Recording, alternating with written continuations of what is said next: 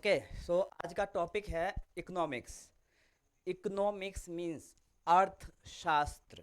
अर्थ का मतलब क्या है? देखिए, अगर अर्थ का और वैसे हम देखने जाएंगे तो अर्थशास्त्र सबसे पहले अर्थशास्त्र नाम का पुस्तक, अर्थशास्त्र नाम का किताब चाणक्य ने लिखा था। चाणक्य का नाम सुने होंगे। Chanakya was the Mahamatya of Chandragupta Maurya.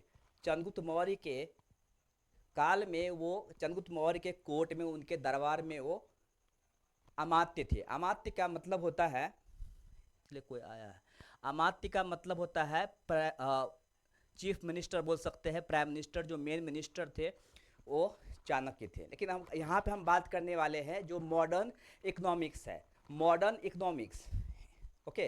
अर्थशास्त्र, आधुनिक अर्थशास्त्र। अर्थ का मतलब होता है मनी, पैसा, वेल्थ, प्रॉपर्टी। जो प्रॉपर्टी है, जो वेल्थ है, जो मनी है, पैसा है, उसको किस तरह से खर्च करना है, किस तरह से बचाना है, कैसे सेविंग करना है, कहाँ पे इन्वेस्ट करना है, ये सब जो, क्या हुआ? हाँ हाँ, एक मिनट। तो अगर आपके पास वेल्थ है, संपत्ति है, पैसा है, तो आप किस तरह से उसको खर्च करोगे, कहाँ पे इन्वेस्ट करना है, कहाँ पे इन्वेस्ट नहीं करना है, कितना जो कितना आपका इनकम है, उस इनकम के अकॉर्डिंग कितना आप सेविंग कर रहे हो, ये सब जो है सारे नॉलेज, सारे जो स्ट्रैटेजी है, सारे टेक्निक्स है, वही सब इकोनॉमिक्स है। इकोनॉमिक्स कुछ और नहीं है। इकोनॉमिक्स का मतलब ही है कि जो हमारे पास वेल्थ है उसका डिस्ट्रीब्यूशन कैसे करें। Adam Smith is called father of modern economics. Adam Smith को मॉडर्न इकोनॉमिक्स का फादर बोलते हैं, बिकॉज उन्होंने एक्सप्लेन किया, उन्होंने बताया, economics is the branch of science and art which deals with the distribution of the wealth. जो हमारे पास वेल्थ है, हमारे पास इनकम है, उसको किस तरह से डिस्ट्रीब्यूट करना है, किस तरह से उसको खर्च करना है, वही सब क्या है, इकोनॉमिक्स है। अब हम बात करें, economics plays its role at everywhere. Economics हर जगह पे अपना रोल प्ले करता है। चाहे एक घर हो, चाहे एक कंपनी हो, चाहे एक शॉप हो, चाहे इंडिया हो, एक कंट्री हो, एक स्टेट हो, आप जानते हो ना, हर जगह पे इकोनॉमिक्स का रोल है। अगर आप एक इंडिविजुअल है, अगर आपको पॉकेट मनी मिलता है आपके फादर से, आपके पेरेंट्स से, तो आप भी सोचते हो कि इसमें से कितना खर्च करना है, कितना सेविंग करना है, कहाँ पे खर्च करना है, कहाँ पे नहीं करना है, ये सभी आप सोचते हो ना। तो ये एक कला है, ये एक आर्ट है। जैसे हमारे कंट्री का जो इनकम है, नेशनल इनकम है, उस इनकम के अकॉर्डिंग किस तरह से उसको खर्च करना है, कहाँ पे invest करना है, ये सब जितनी भी टेक्निकल चीज़ें हैं, वो सब क्या है, आर्ट्स है। इसलिए हम बोलते हैं economics is the branch of science as well as art also. ये साइंस का ही ब्रांच है और आर्ट्स का ही ब्रांच है। अगर कुछ डाउट होगा तो आप लोग पूछते चलना, ठीक है। अब हम यहाँ पे बात कर रहे हैं, ठीक है, लेकिन इसका और भी डेफिनेशन है। हम ये भी बोल सकते हैं economics is the behaviour of human being. आप देख सकते हो, economics the science which deals with या which studies human behaviour as a relationship between ends and scars means which have alternative usage। Scarce in the sense, हमारे पास wealth है, resources है, resources are limited. Resources क्या है, limited. But हमारा जो want है, हमारा नीड है, वो अनलिमिटेड है। जैसे एग्जांपल के लिए जरा सोचो, आपके पास अभी जो मोबाइल है, आप क्या सोच रहे हो, इससे अच्छा मोबाइल हमारे पास होता, उससे अगर आप अच्छा खरीद लिए, फिर से new brand, new updated version आ गया, तो आप क्या सोचते हो कि हमारे मेरे पास अगर ये आ जाए, इट मीन्स व्हाट, कि हमारा जो इच्छा है, हमारा जो विल्स है, वो कभी ख़त्म नहीं होने वाला। Resources are limited, but are want are are wants are unlimited. हमारा जो इच्छा है, हमारा जो डिजायरमेंट है, वो एक्चुअली अनलिमिटेड है। इसीलिए बोलते हैं कि जो resources, scarcity, scarce in the sense, वो कम है। उस रिसोर्सेस को किस तरह से खर्च करना है ताकि हमारे आने वाले जनरेशन को भी प्रॉब्लम ना हो और हमें भी प्रॉब्लम ना हो। इकोनॉमिक्स यही बताता है, इकोनॉमिक्स यही सिखाता है। तो it is a kind of the word branch of science. यह एक साइंस का ब्रांच है जो बताता है, जो ह्यूमन बिहेवियर को समझाता है कि जो रिसोर्सेस है और लिमिटेड है, इसको आप इस जगह पे खर्च करो, ऐसे खर्च करो कि आने वाले जनरेशन को किसी भी तरह का प्रॉब्लम ना हो। आई बात समझ में? मैं एक बार फिर से repeat कर देता हूँ। Economics is the branch of science and arts which deals with the study of distribution of the wealth. जो हमारा वेल्थ है, हमारा संपत्ति है, हमारा प्रॉपर्टी है, हमारे पास पैसा है, हमारा इनकम है, उसको किस तरह से खर्च करना है, कैसे खर्च करना है, यही सब क्या है? इकोनॉमिक्स है। आई बात समझ में? लेकिन रेंजर साहब जब आए, उन्होंने इकोनॉमिक्स का बहुत ही अच्छा परिभाषा दिया, वो बहुत अच्छा डेफिनेशन दिया। उन्होंने बोला इकोनॉमिक्स टू टाइप्स का होता है, एक macro economics, second is macro, micro and macro. तो हम यहाँ पे देखने वाले हैं माइक्रो और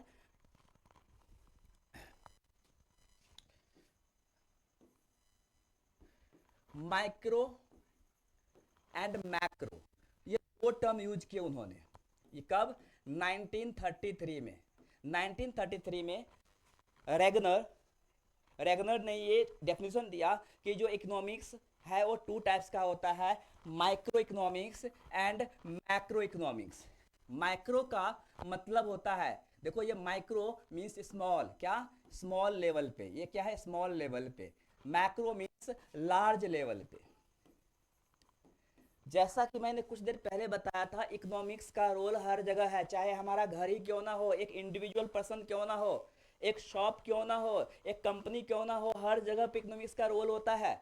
अगर इकोनॉमिक्स किसी पर्टिकुलर पर्सन का है, किसी पर्टिकुलर हाउस होल्ड का है, किसी पर्टिकुलर फर्म का है, किसी पर्टिकुलर कंपनी का है, तो हम उसे बोलेंगे माइक्रो इकोनॉमिक्स।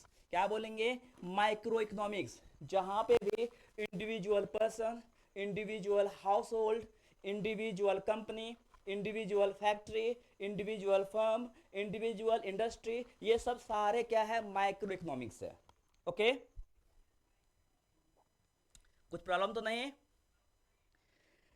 लेकिन अगर हम ये सारे इकोनॉमिक्स को एक साथ एग्रीगेट करते हैं, एक साथ लाते हैं, तब हम उसे बोलेंगे मैक्रो। मैक्रो जैसे इंडिया लेवल पे। अब जरा सोचो, India has a lot of companies, India has a lot of industries. India में बहुत सारी इंडस्ट्रीज है, बहुत सारे कंपनीज है, बहुत सारे शॉप्स है, बहुत सारे इंडिविजुअल्स है।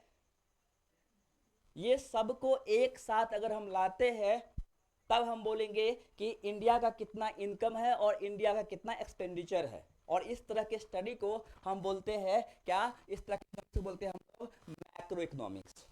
तो माइक्रो स्मॉल, अगर कोई इंडिविजुअल है, कोई भी इंडिविजुअल क्यों ना हो, अगर हम बात करें रिलायंस इंडस्ट्री, क्या है? एक इंडिविजुअल पर्सन का है, तो हम बोलेंगे रिलायंस इंडस्ट्री का जो इकोनॉमिक्स है, that is the micro economics.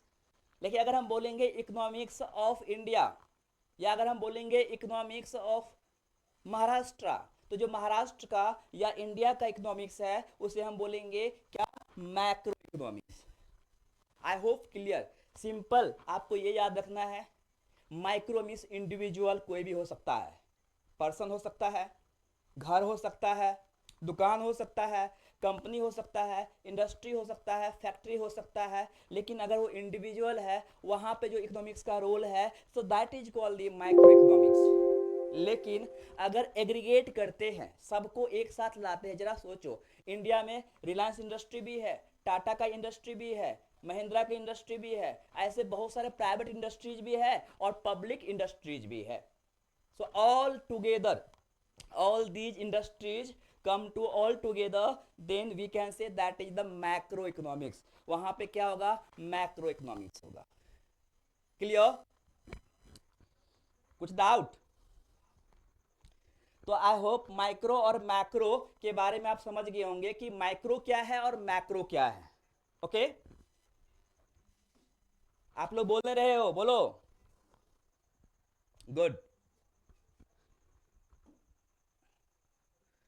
So Adam Smith is called father of economics. इसको याद रखना है, एडम स्मिथ को मॉडर्न इकोनॉमिक्स का फादर कहते हैं। Adam Smith is called father of modern economics.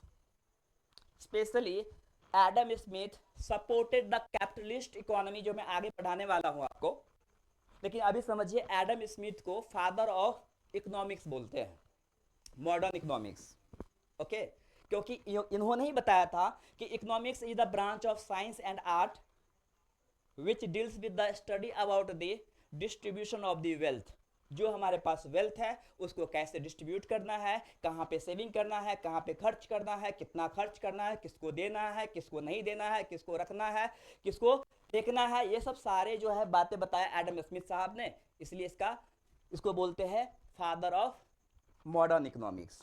I hope ये समझ में आ गया होगा। ये एग्जाम में बहुत बार क्वेश्चन पूछा है, who is the father of economics, answer must be Adam Smith. अब बताया the term micro economics and macro economics were first used in economics by Norwegian economist. ये नॉर्वे कंट्री का इकोनॉमिस्ट से उन्होंने ये टर्म दिया था कब, 1933 में, 1933 में। उन्होंने बोला, उनका नाम था रैगनर फ्रिश, रैगनर फ्रिश। ये भी क्वेश्चन पूछता है कि micro economics and macro economics ये टर्म किसने पॉइंट किया था, ये टर्म किसने दिया था? तो ये टर्म दिया था रैगनर फ्रिश ने। वो नॉर्वे के रहने वाले थे, नॉर्वे के एक इकोनॉमिस्ट थे।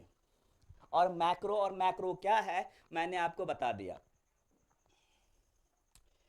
अब देखो यहाँ पे केनीज नाम सुने होंगे शायद से, John Maynard Kaynes is the consider the father of the macro economics. यहाँ पे इकोनॉमिक्स नहीं है, यहाँ पे मैक्रो इकोनॉमिक्स है। तो केनीज को मैक्रो इकोनॉमिक्स का फादर बोलते हैं। आप देख सकते हो कि मैक्रो इकोनॉमिक्स का फादर किसे बोलते हैं, जॉन मेनार्ड केनीज को। केनीजियन थियोरी है, आगे आप पढ़ोगे। अभी सिर्फ इतना समझो कि केनीज जो है एक इकोनॉमिस्ट थे, उनको मैक्रो इकोनॉमिक्स का फादर कहते हैं, क्योंकि मैक्रो इकोनॉमिक्स के बारे में उन्होंने बहुत कुछ बताया। क्या बताया? जीडीपी, जीएनपी, नेशनल इनकम, ये सब फैक्टर कॉस्ट, ये सब जो है प्राइस एक्सेट्रा एक्सेट्रा, ये सब सारे चीज़ें एक्सप्लेन किया इन्होंने। कौन? केनीज साहब ने। इसलिए इनको बोलते हैं father of macro economics. I hope समझ में आ गया होगा। ये मैं एक्सप्लेन कर चुका हूँ। Micro economics is study of the economic action of the individual units से हाउस होल्ड, मतलब कोई घर हो सकता है, फर्म्स, कोई कंपनी, कोई इंडस्ट्री हो सकता है। अगर वो इंडिविजुअल है, माइक्रो इकोनॉमिक्स। ओके। मैक्रो क्या है? Aggregation, the branch of economics that studies the behaviour and performance of the economy as a whole, as a whole of the state, as a whole of the country, as a whole of a district, as a whole of the municipalities. जो municipalities है उसके भी सारे economics को अगर हम एक साथ लाते हैं तो उसको हम मैक्रो बोल सकते हैं। तो ये क्या है? Macro economics. और मैक्रो इकोनॉमिक्स आप लोग समझ में आ गया होगा आप लोग को। It is the study of aggregates such as national output, inflation, unemployment, taxes, ये सब के सब किस में आता है? मैक्रो इकोनॉमिक्स में आता है। Okay, the general theory of employment, interest and money published by the Keynes is the basis of the modern macroeconomics. That's why Keynes is called the father of modern macroeconomics. Keynes को, क्योंकि ये सब पूरा बताया, GDP क्या है, GNP क्या है, एनएनपी क्या है, फैक्टर कॉस्ट क्या है, प्राइस क्या है, मार्केट प्राइस क्या है, पीपीपी क्या है, एक्सेट्रा एक्सेट्रा, ये सब सारे एक्सप्लेन किया है। इसलिए Keynes को बोलते हैं father of modern macro economics. I hope ये समझ में आ गया होगा। अब हम आगे बढ़ते हैं। नेक्स्ट है इकोनॉमी। अभी मैंने बताया इकोनॉमिक्स, बहुत लोग को समझ में नहीं आता है, बहुत लोग मिस्टेक करते हैं। अब देखो इकोनॉमिक्स और इकोनॉमी में क्या डिफरेंस है। इकोनॉमिक्स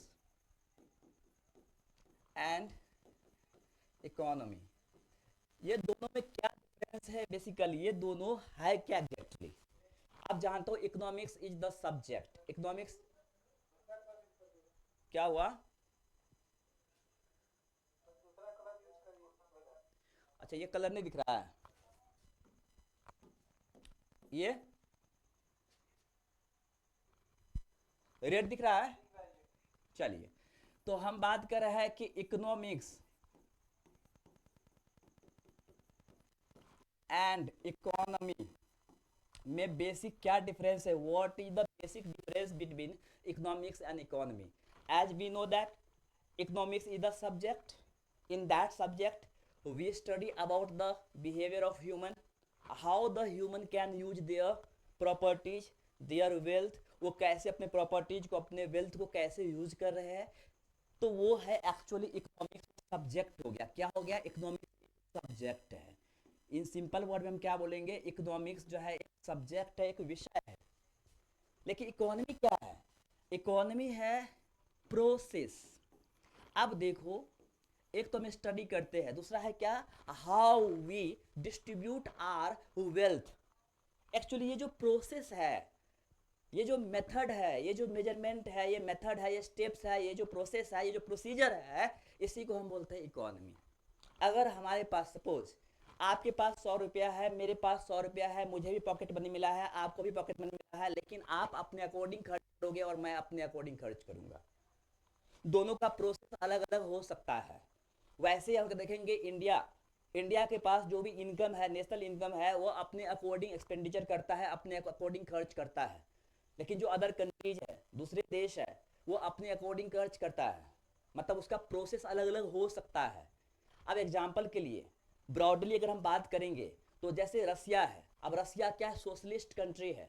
वहाँ का जो वेल्थ है, वहाँ का रिसोर्सेस है, वहाँ का प्रॉपर्टी है, वो कुछ अलग प्रोसेस से खर्च कर रहा है, कुछ अलग प्रोसेस से डिस्ट्रीब्यूट कर रहा है। लेकिन अगर हम बात करेंगे यूएसए या फ्रांस या जर्मनी या ब्रिटेन, वो लोग अपने रिसोर्सेस को कुछ अलग तरीके से यूज कर रहा है। दोनों का प्रोसेस अलग अलग हो सकता है और इवन होता है।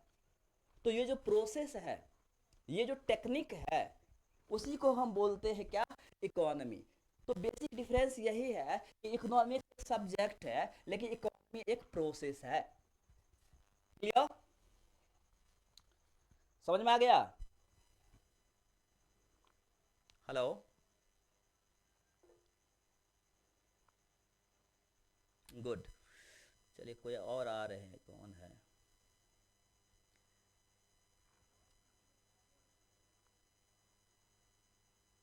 चलिए, तो आपने समझा कि इकोनॉमिक्स जो है एक सब्जेक्ट है, इकोनॉमी जो है एक सिस्टम है, एक प्रोसेस है, एक प्रोसीजर है। तो हम बोल सकते हैं कि economy is a economical system, एक ऐसा सिस्टम जो ब्रॉड लेवल पे उसको यूटिलाइज करते हैं, ब्रॉड लेवल पे इम्प्लीमेंटेड है, और उसके अकॉर्डिंग गवर्नमेंट या वहाँ के पब्लिक उसको एंजॉय करते हैं, या उसको उस प्रोसीजर को फॉलो करते हैं, उस सिस्टम को फॉलो करते हैं। तो वही है इकोनॉमी। बेसिक डिस्कस समझ में आ गया होगा। अब हम बात करते हैं, क्योंकि मैं थोड़ा टाइम कम लूंगा, हमारा जो मेन कॉन्सेप्ट है हम वहाँ पाएंगे। So there are three major types of economic system. They are, आप देखो, capitalist economy, capitalist economy, socialist economy and mixed economy. ध्यान से देखना, कैपिटलिस्ट, देखो नाम में पता है कैपिटल, कैपिटल मीन्स व्हाट, पैसा, मनी। आई बात समझ में? तो एक्चुअली ऐसा इकोनॉमी, ध्यान से सुनना अभी आप, द इकोनॉमी इन विच और the system in which the individual firms or the market fix the price of goods and services। अब एग्जांपल बता रहा हूँ, जरा सोचो कि ये एक मेरा कंपनी है, मैंने एक ये पेन बनाया। अब ये पेन बनाया तो एक्चुअली मेरा मोनोपोली हो सकता है, अगर मेरा कोई कॉम्पिटिटर नहीं है तो हम क्या करेंगे, मोनोपोली में इसमें किसी भी दर पे किसी भी रेट में हम इसको बेच सकते हैं। जैसे मैं मान लो कि ये मैंने अपनी कंपनी में बनाया, कंपनी में बनाया, अब मैंने इसका प्राइस रखा 20 रुपीज। तो गवर्नमेंट हमें नहीं रोक सकता है, गवर्नमेंट का इन्वॉल्वमेंट नहीं है, क्योंकि ये मेरा प्रोडक्ट है, ये मेरा गुड्स है, ये मेरा सर्विसेज है। तो इसका जो दर होगा, इसका रेट होगा, इसका प्राइस होगा, वो मैं फिक्स करूंगा। तो हम बोल सकते हैं the system of economy in which the market fix the price of goods and services. वैसा सिस्टम, वैसा इकोनॉमी जहां पे मार्केट, जहां मैं मार्केट बोलूं तो समझ लेना मार्केट में सब सारे इंडिविजुअल्स आ जाते हैं, आप भी आ जाते हैं, मैं भी आ जाता हूं, सब आ जाते हैं। तो अगर गुड्स एंड प्राइसेस का जो वैल्यू है, जो इसका कॉस्ट है, जो इसका प्राइस है, अगर मार्केट खुद फिक्स करे और गवर्नमेंट का इन्वॉल्वमेंट बहुत ही कम हो, ना के बराबर सिर्फ और सिर्फ टैक्स लेने के लिए। अब जरा सोचो, अगर आप कोई प्रोडक्ट बनाते हो तो फाइनली आपको टैक्स तो देना पड़ता है। तो ओनली गवर्नमेंट का इन्वॉल्वमेंट है टैक्स पर्पस में, अदर पर्पस में उसका कोई इन्वॉल्वमेंट नहीं है। तो हम बोलेंगे वो क्या, कैपिटलिस्ट इकोनॉमी है। ये टर्म आया है लेजेज फेयर, एक फ्रेंच टर्म है, उसका मतलब होता है let to do, allow to do. जो इंडिविजुअल्स है, जो भी बिजनेसमैन है, जो भी इंडस्ट्रियलिस्ट है उनको बोला कि वो अपने कैपेबिलिटी के अकॉर्डिंग अगर उनको हम फ्री छोड़ देते हैं, उन पे हम किसी भी तरह का रिस्ट्रिक्शन इंपोज नहीं करते हैं, तो वो अपने स्टेमिना का 100% यूज करेगा। और जब वो कंपनी अपने स्टेमिना का, अपने नॉलेज का 100% यूज करेगा, तो ऑफकोर्स उस कंट्री का क्या होगा, बेनिफिट होगा, फायदा होगा। आई बात समझ में? तो कैपिटलिस्ट इकोनॉमी में क्या होता है, capitalist economy is also called market economy. ध्यान से सुनना, कैपिटलिस्ट इकोनॉमी को हम मार्केट इकोनॉमी और ओपन इकोनॉमी भी बोलते हैं। तो यहां पर हम सिंपल बोल देंगे कि यहां पे जो गवर्नमेंट का रोल होता है, list involvement of the government, यहां पे सरकार का बहुत ही कम इन्वॉल्वमेंट होता है, only for the purpose of taxes. Other purpose में जो है गवर्नमेंट के इन्वॉल्वमेंट नहीं होता है। अगर कोई कंपनी अपना कोई प्रोडक्ट बनाता है तो उसका प्राइस वो कंपनी खुद तय करेगा कि कितना रखना है। हाँ, ये हो सकता है कि अगर उसी प्रोडक्ट का और भी कंपनी आ गया है तो ऑफकोर्स उसके आपस में ही क्या होगा, कंपटीशन होगा, तो ऑटोमेटिकली जो प्राइस है वो कम हो जाएगा, डाउन हो जाएगा। That's true. क्लियर? तो ये मार्केट इकोनॉमी समझ में आया आपको? Market economy, capitalist economy and open economy. मैं फिर से एक बार रिपीट कर देता हूं, वैसे डेफिनेशन इसमें दिया हुआ है, मैं पीडीएफ सेंड कर दूंगा, उसमें आपको मिल जाएगा, लेकिन आप फिर से एक बार समझ लो। The economy in which the price of goods and services are fixed by the market, okay, that's why it is also called market economy. Basically in capitalist economy जो बिजनेसमैन होता है, ट्रेडर्स होता है, इसका मेन मोटो होता है to earn the profit. अगर हम बात करेंगे तो कैपिटलिस्ट इकोनॉमी में इसका जो मेन मोटो होता है, क्या होता है motto? To earn the profit. जरा सोचो, अगर आप कोई प्रोडक्ट बनाओगे तो क्या जो आपका कॉस्ट, फैक्टर कॉस्ट, जितना पैसा आपको बनाने में खर्च हुआ है, क्या उसी रेट पे आप बेच सकते हो? जी नहीं। आप क्या करोगे, उससे ज्यादा रेट पे आप बेचना चाहोगे, so that you can gain the profit. After all, you are doing the business for getting the profit. तो इसका मेन मोटो होता है टू अर्न द प्रॉफिट। याद रखना, इसका मेन मोटो होता है to earn the profit. Clear? Okay, done, good. Second है सोशलिस्ट इकोनॉमी। देखो, सोशलिस्ट इकोनॉमी जो है, बेसिकली इस इकोनॉमी का जो मेन मोटो होता है to fulfil the desire of the people, और we can say to work for the welfare of people. लोगों के वेलफेयर के लिए काम करता है, यहां प्रॉफिट के लिए काम नहीं करता है। सोशलिस्ट इकोनॉमी में क्या मतलब है कि जो सोसाइटी में प्रॉब्लम है, सोसाइटी में अगर किसी भी तरह का समस्या है, किसी भी तरह का रिक्वायरमेंट है, किसी भी तरह का नीड्स है, तो उसको गवर्नमेंट फुलफिल करता है। और इस सिस्टम में जो है इसका मेन मोटो होता है to fulfil the need of people. लोगों का जो नीड है, लोगों की जो जरूरत है, उसको फुलफिल करना इसका मेन मोटो होता है। चलिए मैं एक एग्जांपल दे रहा हूं, आप समझ जाएंगे। अभी आपने देखा होगा कोरोना के टाइम में जो है हमारे यहाँ पे कोरोना बहुत ज्यादा हुआ था, और even we are the largest populated country, हमारी कंट्री जो है सबसे ज्यादा पॉपुलेशन है हमारे कंट्री में। तो कोरोना के टाइम में जो वैक्सीन बना था, गवर्नमेंट ने क्या किया, फ्री ऑफ कॉस्ट कर दिया। फ्री ऑफ कॉस्ट क्यों किया? उन्होंने देखा कि जो लार्ज पीपल है, जो पुअर पीपल है, वो लोग अफोर्ड नहीं कर सकता है। अगर अफोर्ड नहीं कर सकता है तो, लेकिन ये नीड है, ये जरूरी है कि लोगों को टीका लगे, लोगों को वैक्सीन लगे, इसलिए उसको क्या कर दिया, फ्री कर दिया। इसको हम क्या बोलेंगे, सोशलिस्ट टाइप ऑफ इकोनॉमी। क्योंकि यहाँ पे मेन बात यह है कि लोगों का जो नीड है वो फुलफिल होना चाहिए। चलिए मैं एक दूसरा एग्जांपल दे रहा हूं। जैसे अगर हम बात कर रहे हैं जो हमारा गैस है, अब हमारा गैस है, सपोज कि एक सिलेंडर का जो है एक्चुअली खर्च जो है एक सिलेंडर का वो कितना है, मान लो 1000 रुपीज। कितना है, 1000 रुपीज। लेकिन गवर्नमेंट क्या करता है, अफोर्डेबल प्राइस पे इसको 800 रुपीज में जो है हम लोग को दिलवाता है, और 200 जो है गवर्नमेंट अपने जेब से पे करता है। क्योंकि जो पुअर पीपल है, जो बीपीएल में है, बिलो पॉवर्टी लाइन में के अंदर जो लोग आता है, उनको भी गैस की सुविधा मिल सके। आई बात समझ में? तो हम ऐसा बोलेंगे कि the economy, the system of economy in which the price of goods and services are fixed by the government. Here involvement of the government बहुत ज़्यादा होता है। गवर्नमेंट जो है बहुत ज़्यादा रेस्ट्रिक्शन इम्पोज करते हैं कंपनियों पे। तो इस तरह की इकोनॉमी अगर आप देखोगे जैसे यूएसएसआर है, जैसे चाइना है, जैसे वियतनाम है, तो वियतनाम हो गया, चाइना हो गया, रसिया हो गया, ये सब में क्या है, सोशलिस्ट इकोनॉमी है। That's why we say Russia is a socialist country. और extreme version of socialism that is called communism, मतलब चाइना जो है कम्युनिस्ट कंट्री भी है। Okay done, clear. तो यहाँ पे हम बोल सकते हैं socialist economy is also called planned economy. क्या बोलेंगे इसको हम लोग, इसको हम दूसरा नाम देंगे प्लान्ड, जो प्रॉपर प्लान तरीके से होता है, planned economy. It is also called state economy. State means क्या, गवर्नमेंट, क्योंकि स्टेट का गवर्नमेंट का बहुत ज्यादा इन्वॉल्वमेंट होता है। That's why this type of economy is also called state economy. I hope समझ में आ गया होगा। और इसका मेन मोटो तो आप समझ में आ ही गया कि इसका जो मेन ऑब्जेक्टिव है to fulfil the need of people. इसका मेन ऑब्जेक्टिव है टू अर्न द प्रॉफिट। आई बात समझ में, ओके। चलिए अब थर्ड है मिक्स्ड इकोनॉमी। देखो मिक्स्ड इकोनॉमी का, जैसे हमारे कंट्री में आप देखते हो जब इंडिया इंडिपेंडेंट हुआ, इंडिया जब आज़ाद हुआ, इंडिया इंडिपेंडेंट हुआ, तो जो हमारे पास तो रिसोर्सेस बहुत ही कम था, we had least resources. That's why उस टाइम में जो प्राइम मिनिस्टर थे उन्होंने ये बोला हमारे इंडस्ट्रियलिस्ट को कि आप लोग जो प्रोडक्ट बना सकते हो बनाओ, और जो आप लोग नहीं बनाओगे लेकिन हमारे पीपल को अगर नीड है तो वो प्रोडक्ट हम बनाएंगे।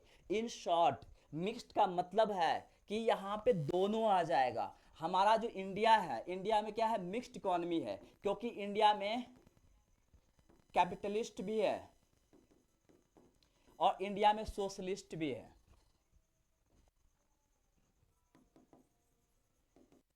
तो इंडिया में सोशलिस्ट इकोनॉमी भी है और कैपिटलिस्ट भी है, दोनों है। Because India is a democratic country, India एक डेमोक्रेटिक कंट्री है, इसलिए जो पीपल है, जो मार्केट है, उसको फ्रीडम दिया है कि you are free to make your product and even you are free to fix your price. तो इसलिए हम बोल सकते हैं कि यहाँ पे कैपिटलिज्म है, because India is a democratic country.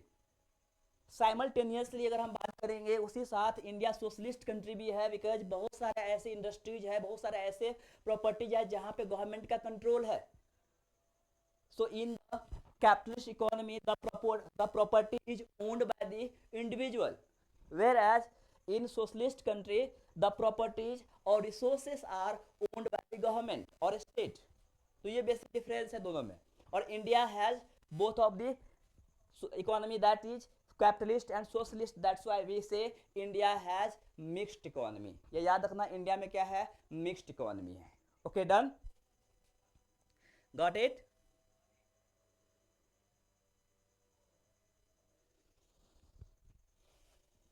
Good. So capitalist economy, Adam Smith is the father of capitalism. Capitalistic economy is also termed as the free economy or market economy, where the role of the government is minimum and market determines the economic activities. जैसा कि मैंने आपको पहले बता चुका हूँ। अब देखो, the means of the production in a capitalist economy are privately owned. Privately owned means what, यहाँ पे जो रिसोर्सेस है उसका मालिक, उसका ऑनर इंडिविजुअल होता है, प्राइवेटली होता है। अगर हमारा घर है तो हमारा घर है। चलिए मैं कुछ और एग्जांपल दे रहा हूँ। इंडिया में मान लो आपका हाउस है, आपका घर है या मेरा घर है, वो क्या हो गया, प्राइवेट प्रॉपर्टी। ठीक है, अगर हम बोलेंगे रोड हो गया, रेलवे हो गया, पब्लिक बस हो गया, ब्रिज। हाँ बोलिए। आप एक बार वापस रिपीट करो ना, आपका वॉइस बीच में ब्रेक हुआ था, मतलब आवाज गायब हो गया था आपका। ओके ओके, मैं रिपीट कर रहा हूँ। और किसी को ब्रेक हुआ था? चलिए कहाँ से मैं रिपीट करूँ? अभी जो आप कॉन्सेप्ट समझा रहे थे ना, वही वापस से पढ़ाओ, बिकॉज बीच में आपका वॉइस गायब हो रहा है और स्क्रीन भी ब्लर दिख रहा है, तो थोड़ा प्रॉब्लम फेस हो रहा है। एक मिनट एक मिनट, और किसी के साथ ऐसा हो रहा है? राखी चौबे तो बोल रही नहीं। अच्छा कोई बात नहीं, हो सकता है इधर से कुछ प्रॉब्लम नहीं है ना। मैं इसलिए कंफर्म करना चाह रहा हूँ कि अगर यहाँ से नो प्रॉब्लम क्या हुआ? सर, आपके साइड से ही हो रहा है। ओके, नहीं दीपांशु बोलता है नो सर। देखो आप इसमें मेरे साइड से हो रहा है। नहीं तो मैं भी इसमें ये हूँ।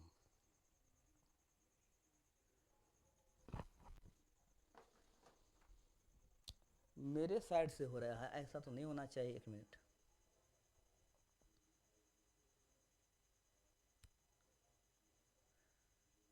Okay okay, just a minute. अब नहीं होगा। ओके, अब देखो, अब क्लियर है। गुड। कृति। गुड। चलिए मैं रिपीट कर रहा हूँ। ओके, ध्यान से देखना। मैं ये बता रहा हूँ कि कैपिटलिस्ट इकोनॉमी एक काम करता हूँ।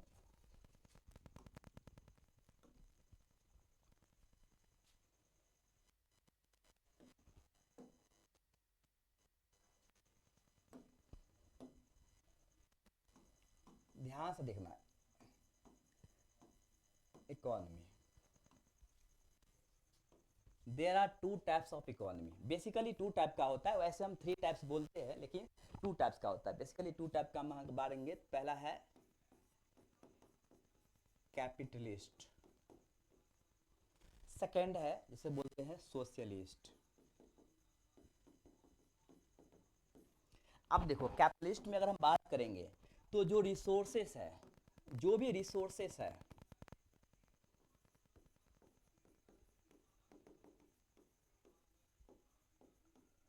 Owned by market.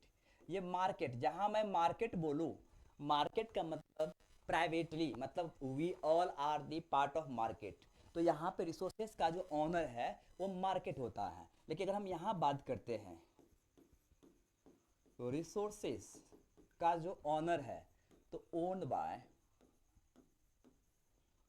The state. State means होता है government, the state. Okay, second things, second point है, इसका जो मोटो है, इसका मोटो क्या है? To earn the profit. Profit earn करना, चाहे वो प्राइस पब्लिक के लिए, पीपल के लिए अफोर्डेबल है या नहीं है, डजेंट मैटर। अफोर्डेबल है फिर भी ठीक है, अफोर्डेबल नहीं है फिर भी ठीक है, लेकिन जो कंपनी है उनको प्रॉफिट चाहिए एनी हाउ। इसलिए इसका मोटो है अर्न द प्रॉफिट। लेकिन अगर हम बात करेंगे यहाँ पे, इसका मोटो ये नहीं है। इसका मोटो है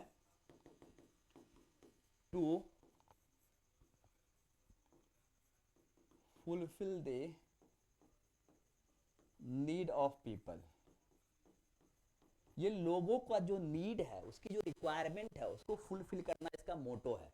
हो सकता है कि इसका जो कॉस्ट है, मतलब जो भी फैक्टर कॉस्ट है, मतलब जो बनाने में जो खर्च लगा है, फैक्टर कॉस्ट है, उससे कम दाम पे भी वो मार्केट में अवेलेबल करवाएगा, so that the price should be affordable for the people. लोग अफोर्ड कर सकता है उस प्राइस में, उसको खरीद सकता है। इसलिए इसका मेन मोटो है to fulfil the need of people. आप समझो ना, जैसे अगर हम कोई भी पब्लिक ट्रांसपोर्ट यूज करते हैं या अगर हम प्राइवेट ट्रांसपोर्ट यूज करते हैं, दोनों में कितना डिफरेंस है। अगर आप मुंबई में ही देख लो ना, मुंबई में आप ट्रेन से ट्रैवल करते हो, कितना कम खर्च में आप ट्रैवल कर देते हो। लेकिन अगर आप कोई प्राइवेट, अगर ऑटो है, अगर ऑटो से आप ट्रैवल करते हो तो कितना ज़्यादा खर्च लगता है। आई बात समझ में? तो ये डिफरेंस है। तो ये मोटो। थर्ड है price of goods and services is fixed bye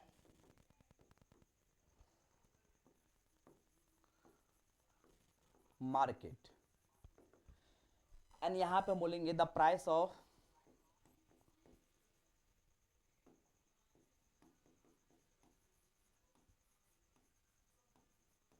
goods and services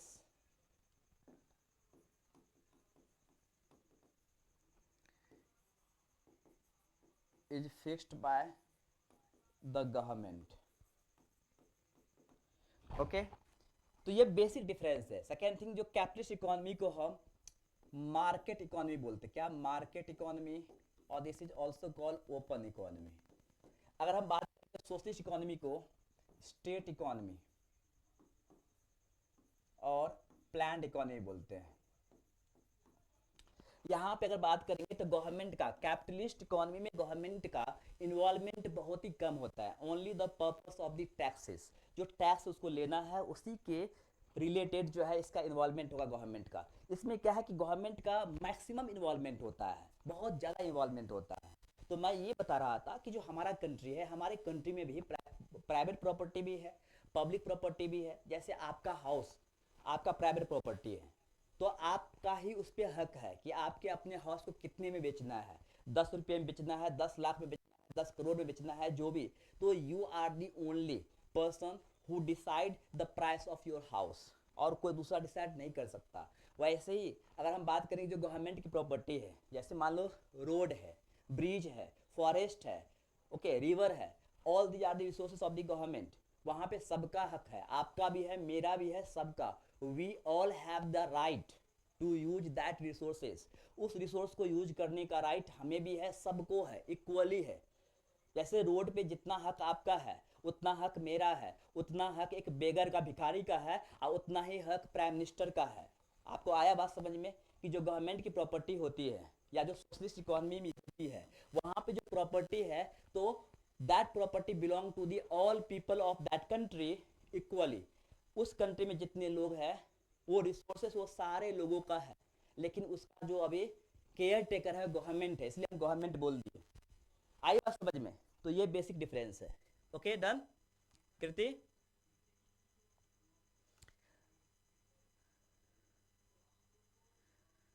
चलिए इसका स्क्रीनशॉट ले सकते हैं आप। स्क्रीनशॉट लेना है ले लीजिए।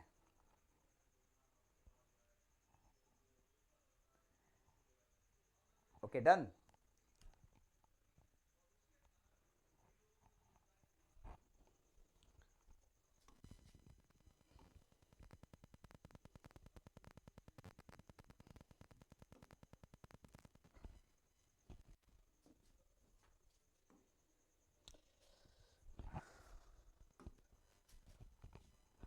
तो देखो, यूएसए, जर्मनी, ऑस्ट्रेलिया, जापान, इस समय क्या है, सब में कैपिटलिस्ट इकोनॉमी है, जो मैं आपको एक्सप्लेन कर चुका था already.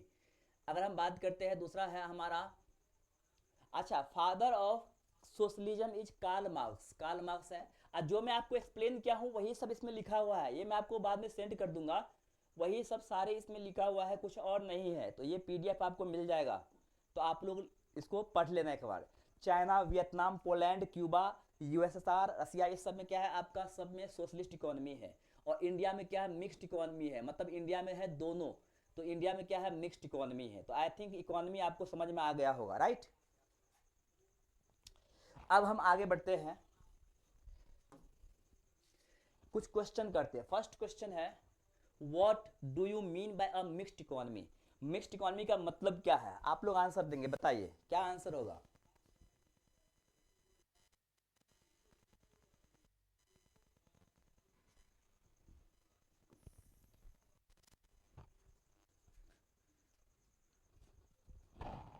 Give the answer. What do you mean bye a mixed economy? Mixed economy में क्या होता है, दोनों होता है। मैंने अभी क्या बताया कि इंडिया में क्या है, कैपिटलिस्ट इकोनॉमी भी है। ओके, कृति का आंसर बी है। Okay, good. Public and private sector, very good, correct है। तो मुझे एक्सप्लेन करने की जरूरत नहीं है, आप लोग समझ गए होंगे। चलिए second question, what does capitalism refer to?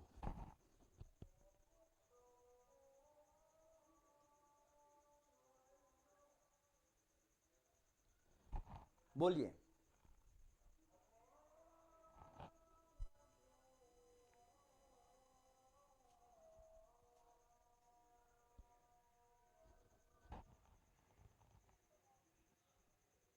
Kriti, see, क्या बात है, वेरी गुड। तो private ownership of the capital goods, मतलब यहाँ पे क्या है, होम्स एंड कार है, लेकिन होम्स एंड कार के अलावा भी, जैसे एग्जांपल के लिए land, land is also private property, तो इसीलिए हम कैपिटल गुड्स बोलेंगे, दैट्स करेक्ट। नेक्स्ट है, the goal of a pure market economy is to meet the desire of, बताइए मार्केट इकोनॉमी का डिजायरमेंट क्या होता है?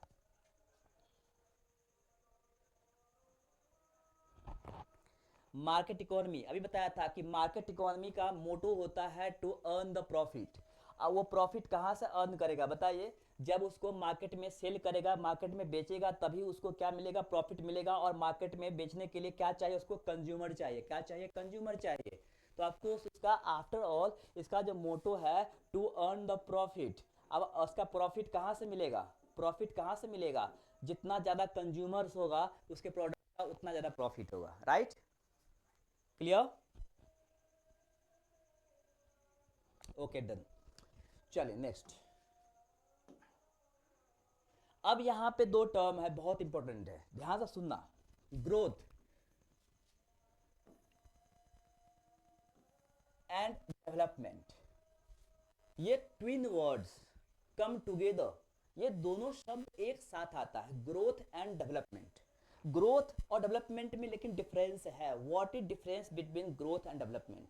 Actually growth is measure in term of quantity.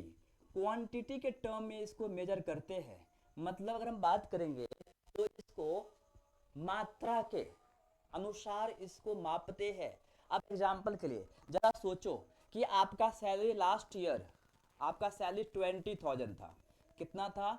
Your salary was 20,000 in last year. हम बात करें 2023 में, 2023 में आपका सैलरी 20,000 था। लेकिन अभी इस साल आपका सैलरी बढ़ करके 25,000 हो गया। 25,000 हो गया। सैलरी में आप देख रहे हो इंक्रीमेंट है। क्या है? 5,000 का इंक्रीमेंट है। It means what? क्वांटिटी में इंक्रीमेंट हुआ है। It's called growth in your salary. आपका सैलरी ग्रोथ किया है कितना से? 5,000 से आपका सैलरी ग्रोथ हुआ है आपके सैलरी में। बट आपका लाइफ स्टाइल में कोई चेंजिंग नहीं है। जैसा आपका पिछले साल था वैसा अभी भी है। इवन आप सेविंग नहीं कर पाते हैं तो हम बोलेंगे ग्रोथ तो हुआ लेकिन डेवलपमेंट नहीं हुआ। आपके लाइफ स्टाइल में अगर इंक्रीमेंट नहीं हुआ है, आप में जैसे आपका एजुकेशन है, आपका हेल्थ है, आपका प्रॉपर्टी है, आपका मीन्स है, आपका जो भी चीजें है उसमें अगर इंक्रीमेंट नहीं हुआ है, that is not called development. वो डेवलपमेंट आपका नहीं हुआ है। इवन आपका सैलरी इंक्रीज हो गया है, बढ़ गया है, लेकिन आपका लाइफ जो पहले था उस साल वैसा ही अभी भी है। इसमें किसी भी तरह का डेवलपमेंट नहीं हुआ है, इंक्रीमेंट नहीं हुआ है। तो हम बोल सकते हैं कि हमारा सैलरी ग्रोथ तो किया, हम ग्रोथ तो किए लेकिन डेवलप नहीं किए। आई बात समझ में? वैसे ही कंट्री के टर्म में, जैसे एग्जांपल के लिए हम क्या बोलते हैं? India is the 5th largest economic country. India क्या है? जीडीपी के अकॉर्डिंग, पीपीपी के अकॉर्डिंग थर्ड कंट्री है। India is the 3rd largest economic country of the world according to PPP, purchasing power parity, जो मैं आगे पढ़ाऊंगा। और अगर हम बात करेंगे जीडीपी के according, India is the 5th largest country in the world. मतलब हमारे पास तो है, मतलब ग्रोथ तो है। Even India is the fastest growing country right now. India जो है फास्टेस्ट ग्रोइंग कंट्री है अभी। तो आप समझ सकते हो कि इंडिया में ग्रोथ तो है लेकिन India is not a developed country. India is a developing country. Why? Because we are lacking of education, we are lacking of the gender equality, we are lacking in the field of health, we are lacking in the field of politics. हर जगह पे हम lacking है। हमारा resources वैसा नहीं है। तो हम क्या बोलेंगे कि जो हमारा रिसोर्सेस उस तरह का नहीं है। यहाँ पे अभी भी क्या है? अनटचेबिलिटी है। यहाँ पे अभी भी क्या है? डिस्क्रिमिनेशंस है। तो जब तक इक्वालिटी नहीं होगा, जब तक 100% एजुकेशन नहीं होगा, जब तक हेल्थ जो है इंप्रूव नहीं होगा, तब तक हम नहीं बोल सकते कि India is a developed country. पूरे एशिया में there is only one country that is Japan. Japan is a developed country. Even China इतना ग्रोथ किया है तो China is a developing country. India is a developing country because we are on the way to develop. हम लोग अभी क्या है? वे में है, हम डेवलप करने की कोशिश कर रहे हैं। That's why we are the developing countries. Where are the western countries है, यूरोपियन कंट्रीज है, यूएसए है, all those are the developed countries. आई बात समझ में? तो अगर हम बात करेंगे कि ग्रोथ आता है क्वांटिटी के टर्म में लेकिन डेवलपमेंट आता है क्वालिटी के टर्म में। व्हाट? In quality. अगर आपका एजुकेशन का क्वालिटी इंप्रूव हुआ, आपका हेल्थ का क्वालिटी इंप्रूव हुआ, आपका जो भी ट्रांसपोर्ट सिस्टम है उसमें इंप्रूवमेंट हुआ, आपके कंट्री में लिटरेसी 100% हो गया, अगर आपके कंट्री में जेंडर इक्वालिटी अच्छा है, देन हम बोल सकते हैं yes we improve in all the sectors, हम सारे फील्ड में इंप्रूव किए, it means we are developed country. मैं एक डेवलप कंट्री में रहता हूं, तब बोलेंगे कि अगर हर सेक्टर में इंप्रूवमेंट हुआ। यहां पे आप क्या देख रहे हो कि अगर चलो ठीक है, पहले हमारे पास जो पैसा था, जो भी मनी था, जो भी इनकम था, वो बढ़ गया है, वो ज्यादा हो गया है in the term of quantity, so that's called the growth. लेकिन अगर इसके साथ साथ, मतलब ये क्वांटिटी, ये ग्रोथ के साथ साथ अगर health sector, education sector, gender equality sector, या जो जितने भी सेक्टर्स है, ऑल दी सेक्टर्स में इंप्रूवमेंट होगा together, that is called the development. तो मेरे ख्याल से समझ में आ गया होगा कि डेवलपमेंट और ग्रोथ में क्या डिफरेंस है। क्लियर? ओके,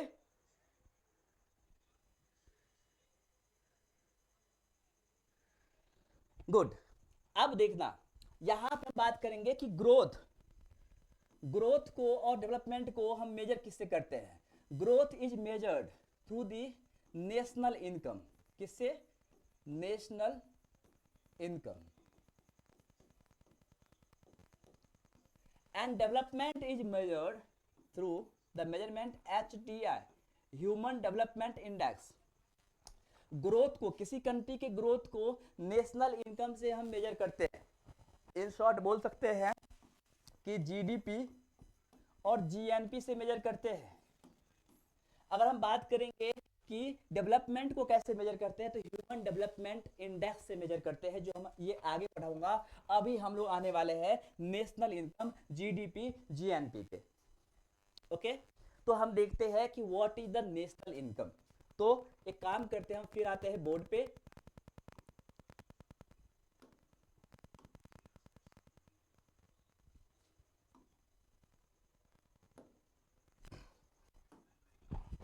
फर्स्ट, अगर हम बात करते हैं GDP, full form gross domestic product,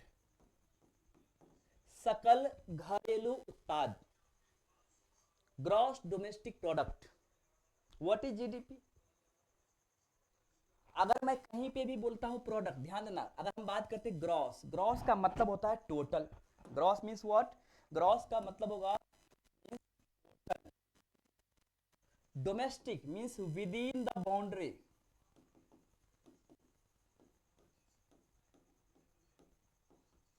and product means goods and services.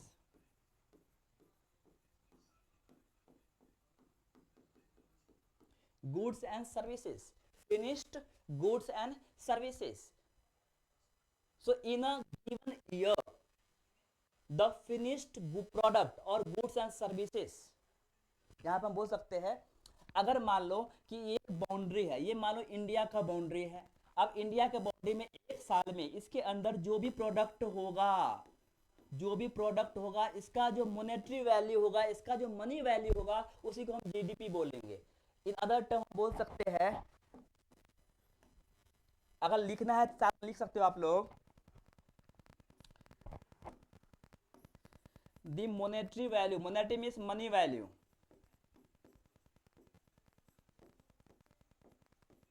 monetary value of finished goods and services within the boundary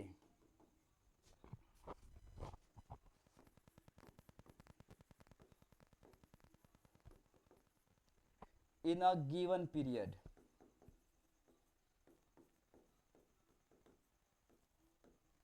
तो अभी ये 3 महीने का, ये बात कर रहा हूं गिवन पीरियड, ये 3 महीने का भी होता है, that is called quarterly, half yearly and annually. Normally हम लोग 1 ईयर का हम कंसीडर करते हैं। तो मान लो कि जो भी पीरियड है, उस पीरियड में विद इन द बाउंड्री, अब यहाँ पे बात करें with in the boundary of, अब ये बाउंड्री कंट्री का हो सकता है, ये बाउंड्री स्टेट का हो सकता है, अगर स्टेट का होगा तो हम बोलेंगे स्टेट का जीडीपी है, अगर पूरे देश का होगा, पूरे कंट्री का होगा तो हम बोलेंगे हमारे देश का, हमारे कंट्री का जीडीपी है। इसलिए मैंने बोला with in the boundary in a given period of time, एक समय में अगर उस देश के अंदर, उस राज्य के अंदर जो भी गुड्स का, प्रोडक्ट्स का, सर्विसेज का जो मॉनेटरी वैल्यू होगा उसे ही हम बोलेंगे जीडीपी। क्लियर? तो ये समझ में आ गया होगा, ये साइड से लिख लेना। तो the monetary value of finished goods services with in the boundary in a given period of time, ये हो गया आपका जीडीपी। अच्छा, ये विद इन बाउंड्री हम बोलते हैं, जैसे मान लो कि यहाँ पे पीपल का रेस्ट्रिक्शन नहीं है, हमारा इंडिया, सपोज इंडिया है, अब इंडिया का एक क्या है, फिजिकल बाउंड्री है। अब फिजिकल बाउंड्री के अंदर चाहे इंडियंस या आउटसाइडर्स, कोई भी फॉरेनर्स भी अगर इंडिया के अंदर आया है, यहाँ बिजनेस कर रहा है, यहाँ पे कुछ ना कुछ प्रोडक्ट कर रहा है, लेकिन with in the boundary of India, doesn't matter वो कौन है, वो इंडियन है या आउटसाइडर है, वो मैटर नहीं करता है।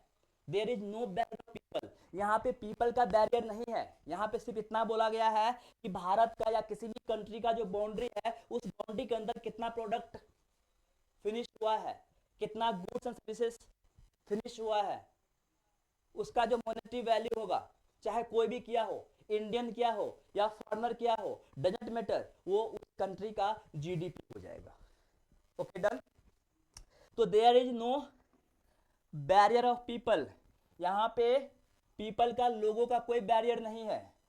चलिए अब हम बात करते हैं, दूसरा है जीएनपी।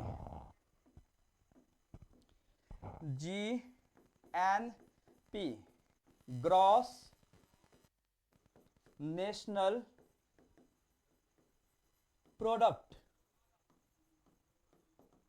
देखो, ग्रॉस का मतलब होता है क्या, वो टोटल, ग्रॉस का मतलब टोटल बता चुका हूं, प्रोडक्ट का मतलब फिनिश्ड गुड्स एंड सर्विसेज। लेकिन national, what is mean by national, national means होता है citizens of the country, national means citizen of the country. अगर हम बात करेंगे इंडियन नेशनल्स, हमारा जो नेशनलिटी है वो क्या है, इंडियन है, तो हम बोलेंगे citizens.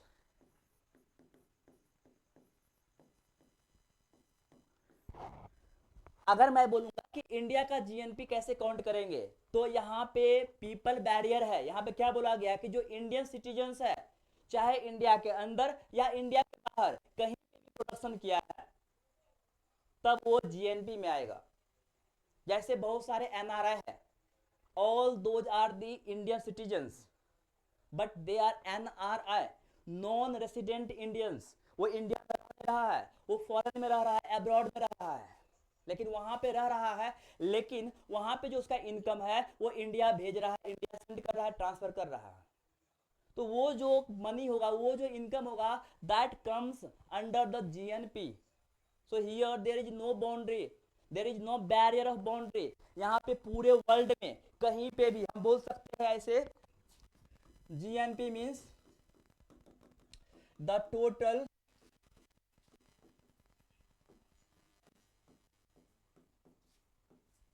monetary value of finished goods and services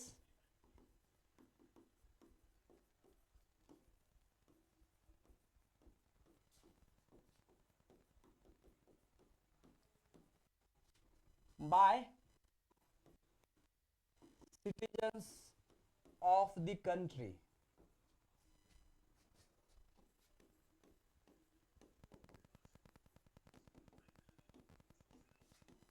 in the whole world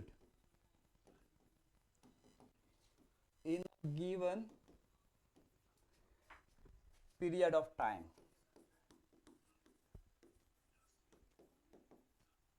तो यहाँ पे आप क्या देख रहे हो, यहाँ पे बोला है total monetary value of finished goods and services by citizens of the country. अगर हम इंडिया का जीएनपी कंसीडर कर रहे हैं तो इंडियन सिटीजन्स, वेदर चाहे वो इंडिया में रह रहा हो या इंडिया के बाहर रह रहा हो, उसका जो इनकम होगा वो जीएनपी में आएगा। तो यहाँ पे क्या है कि पीपल बैरियर है, यहाँ पे बाउंड्री बैरियर नहीं है, पूरे वर्ल्ड में, होल वर्ल्ड में कहीं पे भी अगर वो इनकम जनरेट कर रहा है, उसका प्रोडक्शन हो रहा है, तो that comes under the GNP. तो आपने देखा कि जीडीपी में क्या है, जीडीपी में क्या है, with in the boundary but by anyone, कोई भी। लेकिन यहाँ पे क्या है, जीएनपी में क्या है, by the citizen of the country in the whole world, पूरे वर्ल्ड में इंडिया या उस कंट्री का सिटीजन्स का जो प्रोडक्शन होगा वो जीएनपी में होगा। तो मेरे ख्याल से बेसिक डिफरेंस समझ में आ गया होगा, राइट?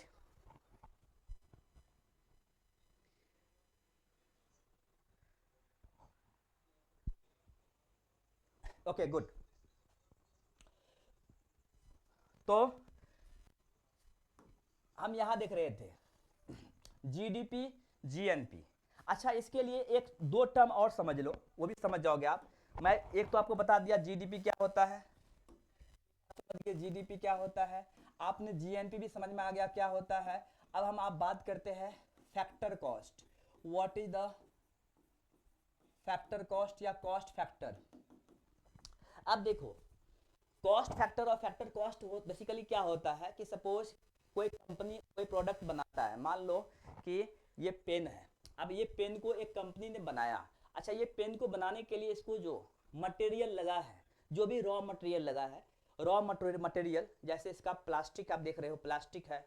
इवन इसका क्या है, जो लेबर चार्ज होगा, जहाँ कंपनी ओपन किया है वहाँ का लैंड रेंट होगा, इलेक्ट्रिसिटी का रेंट होगा, ये जितनी भी मतलब to make a product, the all the cost of the raw materials upon that product is called the cost factor और factor cost। उसको क्या बोलते हैं? Factor cost. तो यहाँ पर ध्यान से देखना।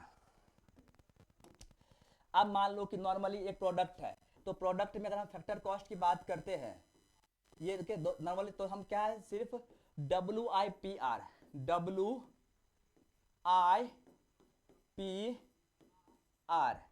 W means what? W का मतलब होता है वेजेज ऑफ लेबर, जो लेबर का चार्जेज है, वेजेज लगा है, wages of labour. I means what? Interest, interest of the capital.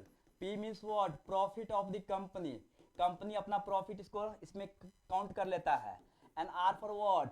Rent of the land और ऑफिस। तो आप देख सकते हो WIPR मतलब वेजेज ऑफ द लेबर, क्योंकि लेबर तो लगा होगा, नो डाउट। इंटरेस्ट, देखो अगर उसका खुद का भी कैपिटल होगा, खुद का भी पैसा होगा, फिर भी उसको इंटरेस्ट पे ऐड कर देता है, तो इंटरेस्ट भी ले लेता है। तो प्रॉफिट, वो प्रॉफिट भी ऐड कर लेता है, फैक्टर कॉस्ट में ही उसका प्रॉफिट भी होता है। और rent, rent of the land, rent of the transport, rent of the electricity, जितना भी है सब कुछ इस पे काउंट कर लेता है। तो आप समझ में आया होगा कि ये एक प्रोडक्ट को बनाने के लिए, एक प्रोडक्ट पे जितना भी खर्च होगा उसे ही बोलते हैं फैक्टर कॉस्ट। जरा सोचो कि ये पेन को बनाने के लिए इसको 5 रुपया खर्च हुआ, कितना हुआ? 5 रुपीज खर्च हुआ। फैक्टर कॉस्ट कितना है? 5 रुपया है। लेकिन गवर्नमेंट बोलता है कि ये प्रोडक्ट जो आप बनाए हो इसको आप बेचोगे कहाँ? आप जाओगे हमारे कंट्री में, हमारा जो कंज्यूमर है, हमारे पीपल को आप सेल करोगे, तो हमारा रिसोर्स आप यूज करोगे, हमारा रोड यूज करोगे, हमारा ब्रिज यूज करोगे। तो हमारा जो रिसोर्स आप यूज करोगे तो आपको हमें कुछ ना कुछ प्रॉफिट होना चाहिए, तो ऑफकोर्स होना चाहिए। मान लो गवर्नमेंट बोलता है ठीक है, इस पे 2 रुपया जो है मेरे तरफ से टैक्स जोड़ दो। क्या? टैक्स। तो कितना हो जाएगा? 7 रुपीज। कितना हो जाएगा? 7 rupees. This is called market price. क्या हो गया? Market price. तो आप देख सकते हो फैक्टर कॉस्ट में टैक्स ऐड कर दिया, इसे बोलते हैं इनडायरेक्ट टैक्स। क्या? Indirect tax. इनडायरेक्टली हमसे वो टैक्स ले रहा है। अगर कोई भी प्रोडक्ट आप खरीदते हो, you are paying the tax on that product to the government. Government को आप उस प्रोडक्ट पे टैक्स पे करते हो इनडायरेक्टली, आपको पता भी नहीं है, क्योंकि आपने रिटेल प्राइस, मार्क प्राइस आपने देखा कि 7 रुपीज है और आपने 7 रुपया पे कर दिया उसको, लेकिन कंपनी को सिर्फ 5 रुपीज जाता है और 2 रुपीज गवर्नमेंट को चला गया। तो हम इनडायरेक्टली गवर्नमेंट को टैक्स पे करते हैं। तो आप देख सकते हो कि factor cost plus indirect tax equal to market price. इतना क्लियर? Okay, done. चलिए, अच्छा ये समझ में आ गया। लेकिन कुछ ऐसे प्रोडक्ट हैं, जैसे एग्जांपल के लिए अभी तो प्राइस मतलब उस पर सब्सिडी हटा दिया है गवर्नमेंट, जैसे एलपीजी गैस है या पेट्रोल है। ऐसे कुछ प्रोडक्ट है जिसका फैक्टर कॉस्ट बहुत ज़्यादा हो गया, मान लीजिए उसका फैक्टर कॉस्ट 1000 रुपीज हो गया, but people are not able to afford that product. उस प्रोडक्ट को खरीदने के लिए अफोर्डेबल नहीं, अफोर्ड नहीं कर सकता है क्योंकि प्राइस बहुत ज़्यादा है। तो गवर्नमेंट बोलता है काम करो, क्योंकि पीपल को नीड है, तो जितना वो प्राइस दे रहा है वो आप दे दो, 800 रुपीज आप उससे ले लो, अब बाकी का जो 200 रुपीज है वो मैं पे कर दूंगा, 200 रुपीज जो है वो गवर्नमेंट पे करता है। तो इसे बोलता है सब्सिडी। क्या बोलता है? सब्सिडी। आप देख सकते हो ये फैक्टर कॉस्ट, ये सब्सिडी, और ये हो जाएगा आपका मार्केट प्राइस। तो ये कुछ प्रोडक्ट है जैसे पेट्रोलियम, अभी उस पर भी नहीं मिलता है, पहले मिलता था, गैस हो गया उस पर मिलता था। तो आप देख सकते हो कि सब्सिडी मतलब factor cost minus subsidy equal to market price. लेकिन ओवरऑल अगर हम सारे प्रोडक्ट्स को अगर एक साथ लाए under the macro economics, then क्या होगा? तो हम बोल सकते हैं factor cost plus indirect tax minus subsidy equal to market price. Indirect tax minus subsidy equal to बोलता है net indirect tax, net indirect tax. तो यहां पे मैं फ्रेश में लिख रहा हूं factor cost plus net indirect tax equal to market price. ये टर्म भी आपको याद रखना है, साइड में आप लिख लो, इसका काम आएगा। नेट इनडायरेक्ट टैक्स मींस क्या होता है? Indirect tax, indirect tax minus subsidies is given by the government, इसे हम बोलते हैं net indirect tax. Got it? Clear? ये समझ में आया?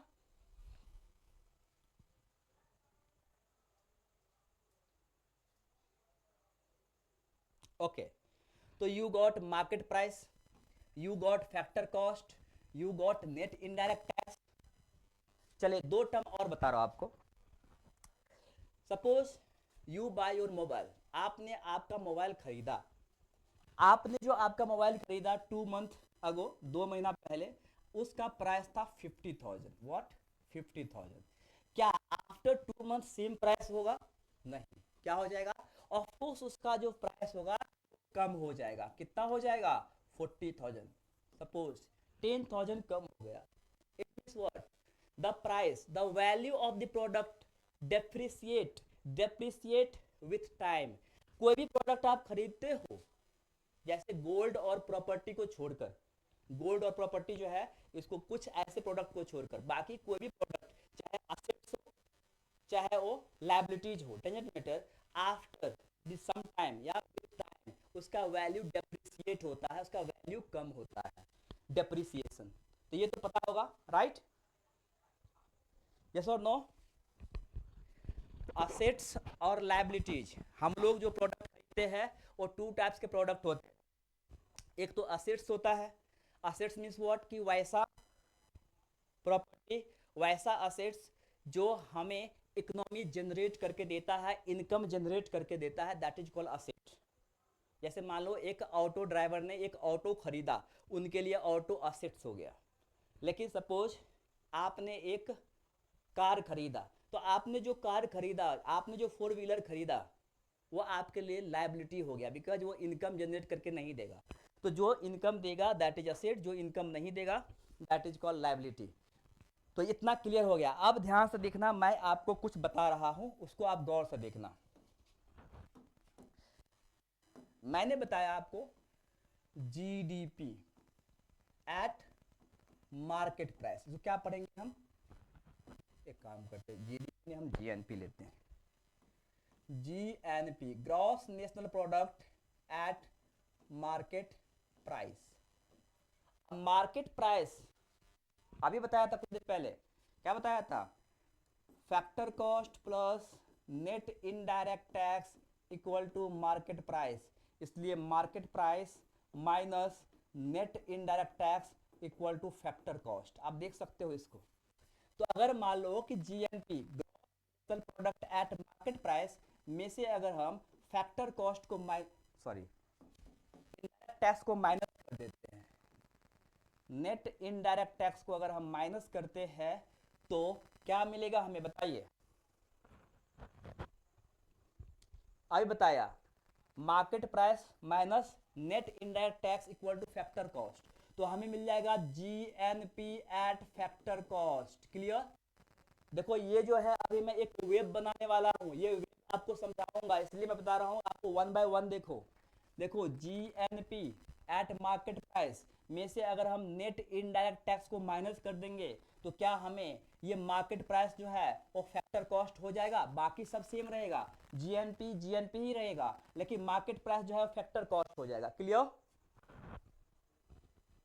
ये समझ गए? ओके गुड, सबको समझ में आया? क्योंकि ये वेब बनाने वाला हूं, आप पूरा समझ जाएंगे, एक ही वेब में सारे कॉन्सेप्ट क्लियर हो जाएगा। ओके कृति,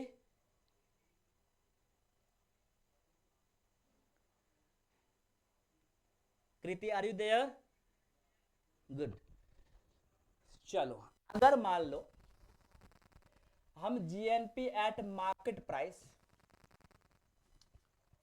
एक काम करता हूं मैं आपको कुछ टर्म लिख देता हूं, ये साइड में ये भी समझ में आ जाएगा। मैंने यहां लिखा market price minus net indirect tax equal to factor cost. अब होता है जी एन पी माइनस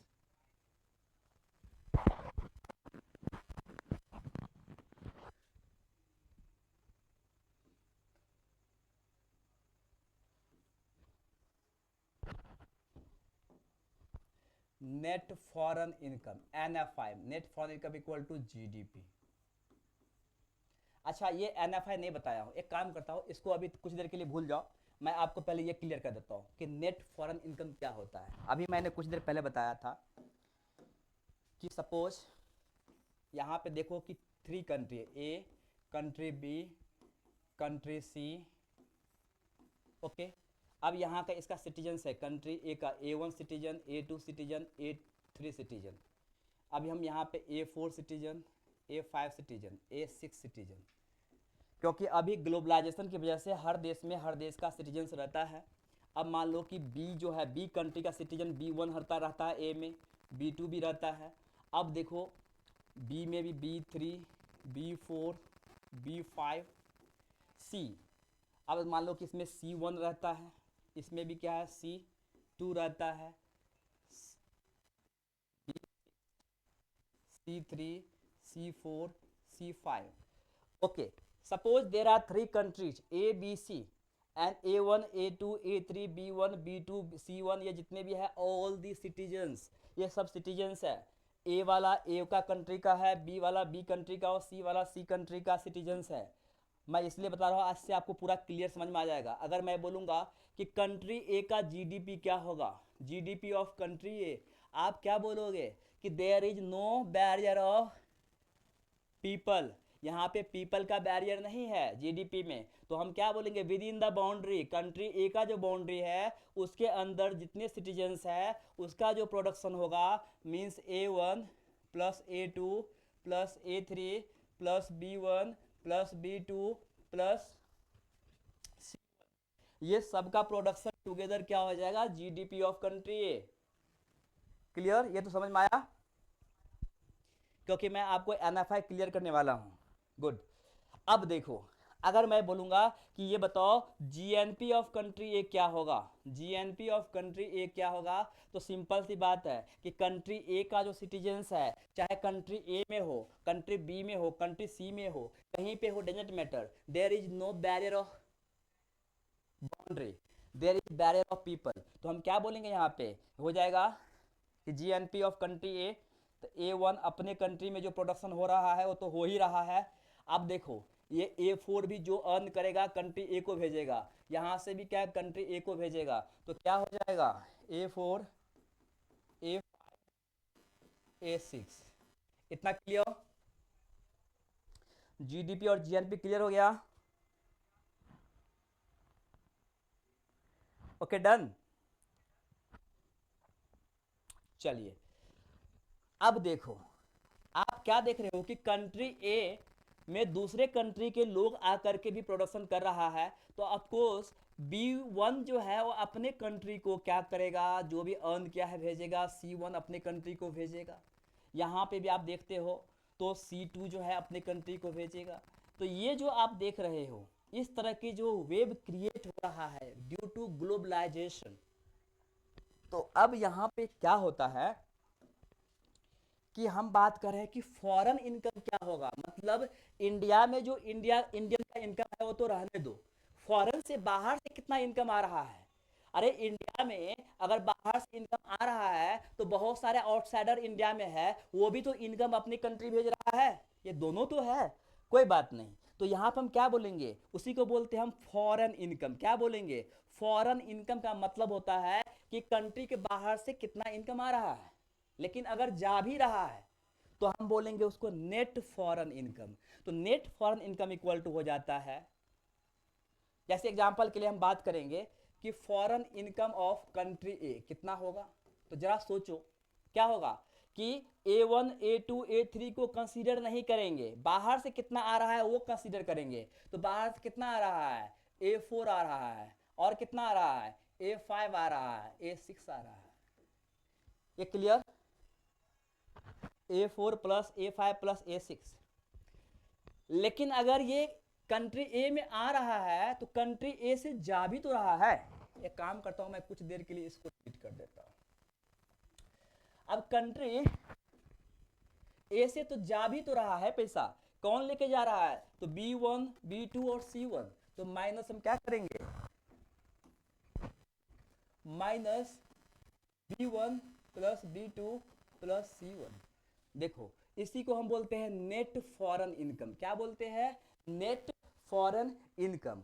अच्छा यहां पे देखो अगर हम बोलेंगे GNP minus GDP, GNP minus GDP, आप चेक कर सकते हो। GNP देखो, GNP ये है, GDP ये है, इसको माइनस कर दो ना। मैं GNP ले रहा हूं, कितना है GNP, A1 plus A2 plus A3 plus A4 plus A5 plus A6। अगर हम इसको माइनस करते हैं GDP को, GDP कितना है, A1 plus A2 plus A3 plus B1 plus B2 plus C1। अब जरा सोचो, मैं यहाँ निकाल रहा हूँ फॉरेन इनकम, ध्यान ना, foreign income, net foreign income. अगर ये माइनस है, ब्रैकेट को ओपन करोगे ये सब माइनस में आ जाएगा, क्या आ जाएगा, माइनस में। तो जैसे ही माइनस में आएगा तो ये और ये कट जाएगा, ये और ये कट जाएगा, ये और ये कट जाएगा, कटेगा नहीं कटेगा। तो क्या हो जाएगा, A4 plus A5 plus A6 minus B1 plus B2 plus C1। देखो सेम आ गया, सेम आ गया, ओके क्लियर।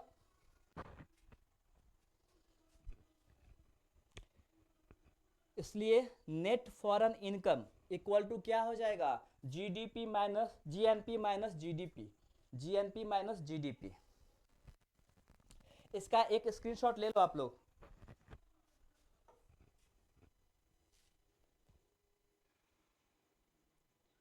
Okay done.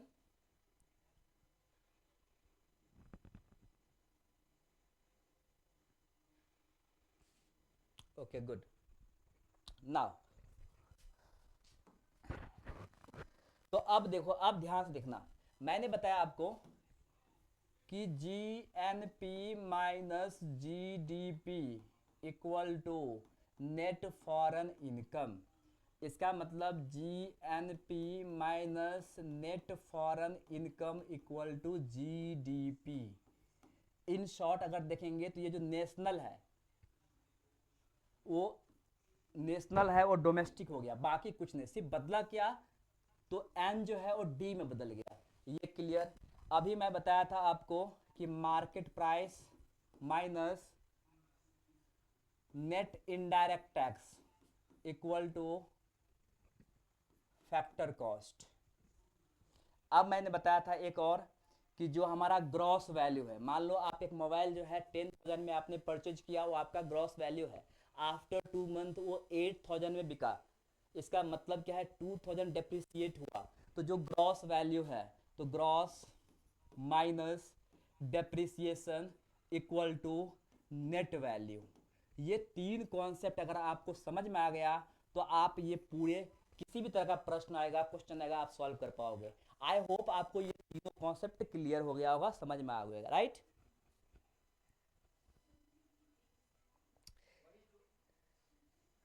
चलिए, अगर ये समझ में आ गया तो अब मैं एक वेब बनाने वाला हूं, आप लोग आंसर देंगे। GNP एट मार्केट प्राइस को अगर हम -D कर देते हैं, डेप्रिसिएट कर देते हैं, तो ग्रॉस जो है, क्योंकि gross minus depreciation equal to net हो जाता है, तो ये G जो है वो N हो जाएगा N, मतलब net national product at market price. बाकी सब सेम रहने वाला है, NP NP NP NP same है, MP MP MP MP same है। चेंज क्या हुआ, ये ग्रॉस जो है वो नेट हो गया है, क्योंकि gross minus depreciation equal to net. अच्छा चलो, और हम का इसको थोड़ा माइनस करते हैं। अब देखो, मैं क्या करता हूं कि ये जो नेशनल है, देखो ये एन जो है इसको डी में बदलना है, तो हम करेंगे -NFI net foreign income, NFI net foreign income. बाकी सब सेम रहने वाला है, लेकिन ये एन है वो डी हो जाएगा, NDP एट मार्केट प्राइस, मतलब net domestic product, net domestic product at market price. इतना क्लियर, ये समझ में आया? Good, okay.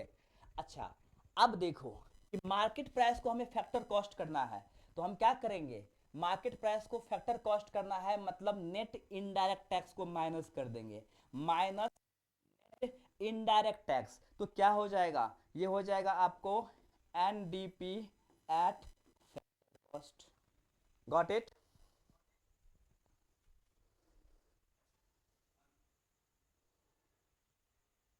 चलिए, कुछ डाउट है तो पूछो, मैं अभी बता दूंगा। Kriti, Kriti, Shruti, Neha, Rakhi, any doubt? Neeraj? No sir, no doubt. Good. अब देखो हम क्या करते हैं, फिर से इधर से वेव लेते हैं, अगर हम यहाँ पे करते हैं माइनस नेट फॉरेन इनकम, कोई बात नहीं, तो अगर हम क्या net foreign income GNP eight market price से माइनस कर रहे हैं, GNP एट मार्केट प्राइस से NFI को माइनस कर रहे हैं, तो बाकी कुछ नहीं बदलेगा, सिर्फ नेशनल जो है डोमेस्टिक हो जाएगा, GDP at market price. GNP minus NFI equal to GDP at market price, market price है तो मार्केट प्राइस ही रहेगा, सिर्फ नेशनल से डोमेस्टिक हो जाएगा। चलो, और भी हम माइनस डेप्रिसिएशन करते हैं, तो क्या हो जाएगा, तो ग्रॉस जो है वो नेट हो जाएगा, GDP जो है वो NDP हो जाएगा, NDP एट मार्केट प्राइस। अब देखो, NDP NDP फैक्टर कॉस्ट है, मार्केट प्राइस है, माइनस कर देंगे net foreign income, sorry net indirect tax, तो ये भी समझ में आ गया, राइट? क्लियर? गुड। अब देखो, अब हम यहां पे करते हैं एक काम और,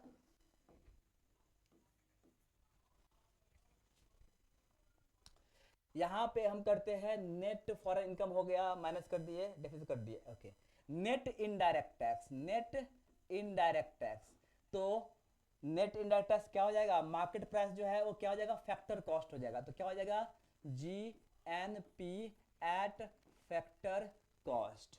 अगर हम फैक्टर कॉस्ट में डेप्रिसिएशन घटा देंगे तो हो जाएगा NNP एट फैक्टर कॉस्ट, और एन नेट नेशनल प्रोडक्ट को नेट डोमेस्टिक प्रोडक्ट बनाने के लिए माइनस NFI कर देंगे, NFI कर देंगे, तो क्या बन जाएगा, तो ये भी समझ में आ गया होगा। एक्चुअली ये जो आप देख रहे हो net national product, this is called the national income, यही हमारे कंट्री का नेशनल, ट्रू नेशनल इनकम है। तो ये जो वेब है, ये जो डायग्राम है वो क्लियर हो गया, कुछ डाउट तो नहीं है ना? ये देखो, ये डायग्राम में आपको सब कुछ आ गया।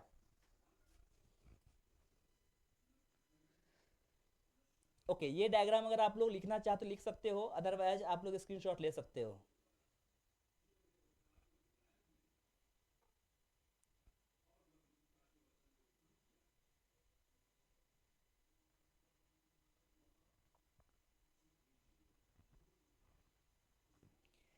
अच्छे, ले लिए स्क्रीनशॉट आप लोग?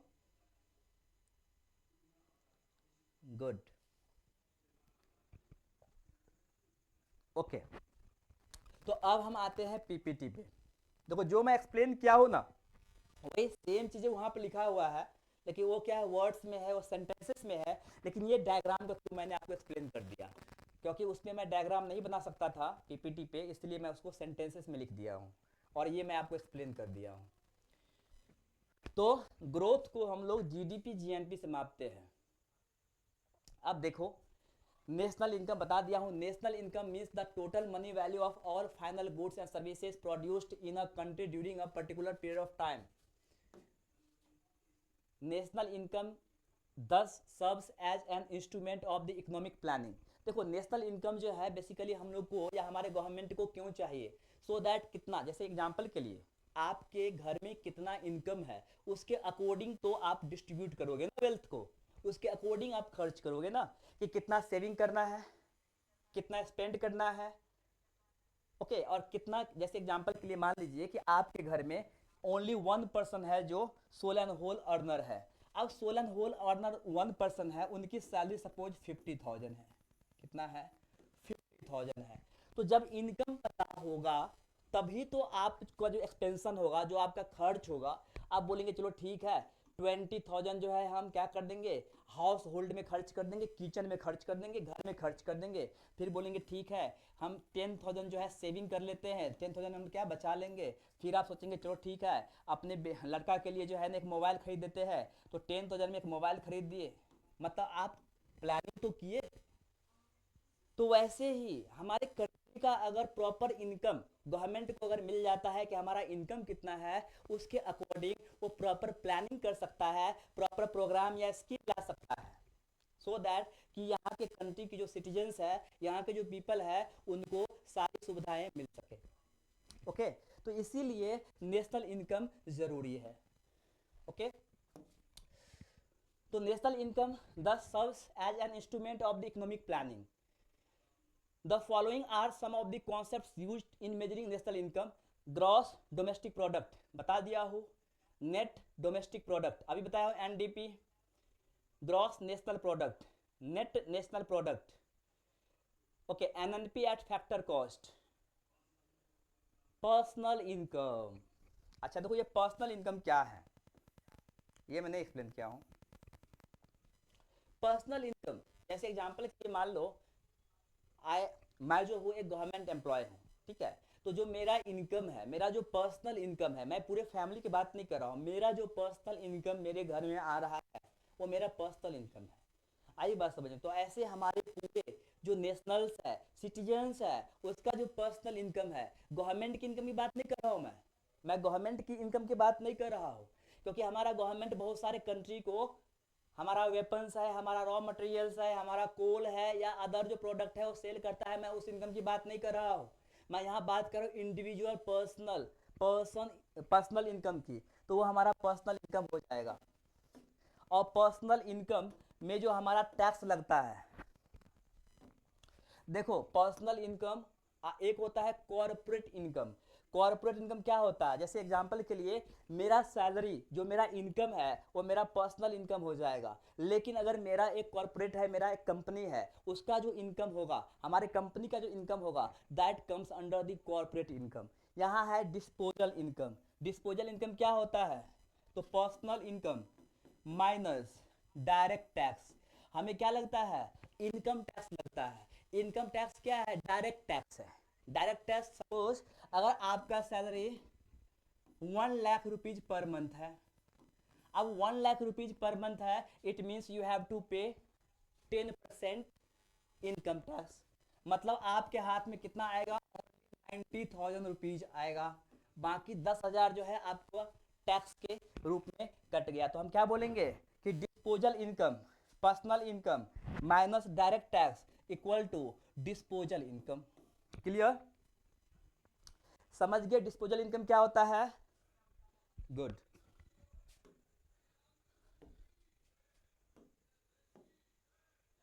पर कैपिटा इनकम, अच्छा पर कैपिटा इनकम क्या है, चलिए ये भी मैं यहां बता देता हूं। अब देखो हमारे कंट्री में क्या है कि जो वर्किंग एज ग्रुप है, working age group that is called demographic dividend. Normally जो है 15 इयर्स से लेकर के 60 इयर्स तक का जो एज ग्रुप है, 15 साल से 60 साल के बीच का जो एज ग्रुप है that is called working age group people. ये क्या है? वर्किंग एज ग्रुप है। तो working age group that is called demographic dividend. Demographic dividend का मतलब होता है वैसा डेमोग्राफिक, वैसा पॉपुलेशन ऑफ द कंट्री जो हमारे कंट्री के इनकम में कंट्रीब्यूट करे। तो वो कौन करेगा? 15 ईयर्स से 60 ईयर्स के बीच के जो एज ग्रुप के लोग हैं वही हमारे कंट्री के इनकम में कंट्रीब्यूट कर सकता है। तो ये से बोलेंगे वर्किंग एज। अंडर 15, 15 साल से कम उम्र के जो बच्चे हैं, so they are dependent on the working group. और इवन 60 इयर्स से ऊपर के ओल्ड मैन है, एल्डर्स पीपल है, they are also dependent on the working group. इसलिए याद रखना ये बहुत इंपॉर्टेंट है। अब यहाँ पे जो वर्किंग एज ग्रुप है जो अर्न कर रहा है, लेकिन जो डिपेंडेंट पीपल है जो अर्न नहीं कर रहा है, लेकिन यहाँ पे हम सारे पॉपुलेशन की बात कर रहे हैं, तो यहाँ पे ये हो जाएगा simple per capita income equal to national income. हमारे कंट्री का जो इनकम है, national income upon total population, total population. आप यहां क्या देख रहे हो कि नेशनल इनकम में सिर्फ और सिर्फ 15 years to 60 years age group के जो पीपल है वही कंट्रीब्यूट किया है नेशनल इनकम में। अंडर 15 और ओवर 60 एज ग्रुप पीपल जो है डिपेंडेंट है उसने कंट्रीब्यूट नहीं किया है। फिर भी मैंने यहां पर लिखा टोटल पॉपुलेशन। तो national income upon total population equal to per capita income, per head एक पर्सन का कितना इनकम बन रहा है वही है पर कैपिटा इनकम। इतना clear?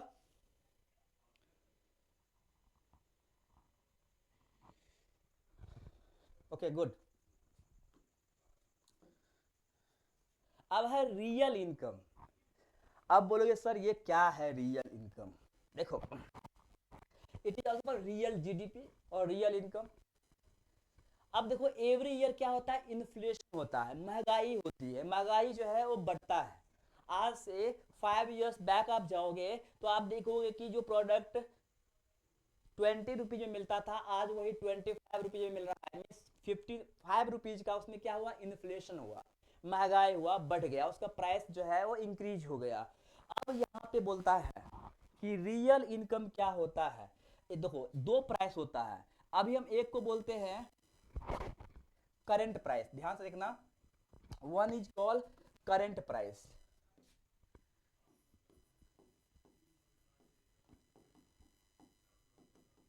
Current price means what? The price which is going on currently, जो प्रोडक्ट का अभी करंट प्राइस है करंट प्राइस।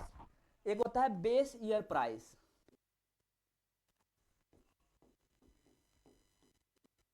हमारे कंट्री का जो अभी बेस ईयर है वो 2013-14 है। क्या है? 13-14 हमारा बेस ईयर है।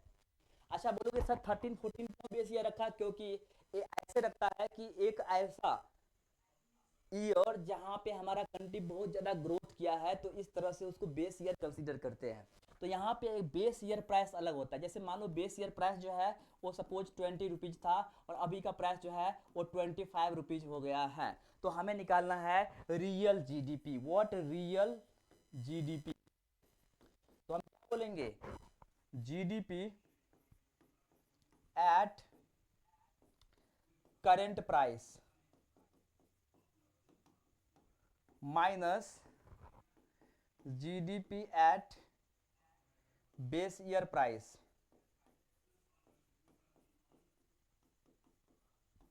Equal to 100। आई बात समझ में? इससे पता चल जाएगा कि कितना परसेंट जो है वो इन्फ्लेशन हुआ है। जैसे एग्जांपल के लिए देखो, अभी करंट प्राइस कितना है? 20 है। करंट प्राइस क्या है? 25 है। अच्छा, अभी जो है बेस ईयर प्राइस कितना था? 20 था। कितना था? 20 था। अगर हम 100 से मल्टीप्लाई करते हैं, जीरो से जीरो कट गया, 5, मतलब कितना हो गया? 125। अगर हम देखने जाएंगे तो 25%, 100% तो पहले था ही, अभी 25% उसका इन्फ्लेशन बढ़ गया है, उसकी महंगाई बढ़ गई है। तो मेरे ख्याल से ये समझ में आ गया होगा कि रियल इनकम इस बेसिस पे निकालते हैं। तो ये हो गया हमारा real income. Base year price पे जो इनकम होगा उसे हम रियल इनकम बोलेंगे, सिंपल कॉन्सेप्ट में। जीडीपी डिफ्लेटर, अभी जो मैं एक्सप्लेन किया था वो जीडीपी डिफ्लेटर भी है कि कितना से इंक्रीज हुआ है। तो ये सब सारे कॉन्सेप्ट आपको समझ में आ गया होगा। जो मैं आपको एक्सप्लेन किया हूँ वही सेम टू सेम इसमें दिया हुआ है, तो I think no need to explain. अच्छा, कुछ एक्स्ट्रा पॉइंट है वो हम देख लेते हैं।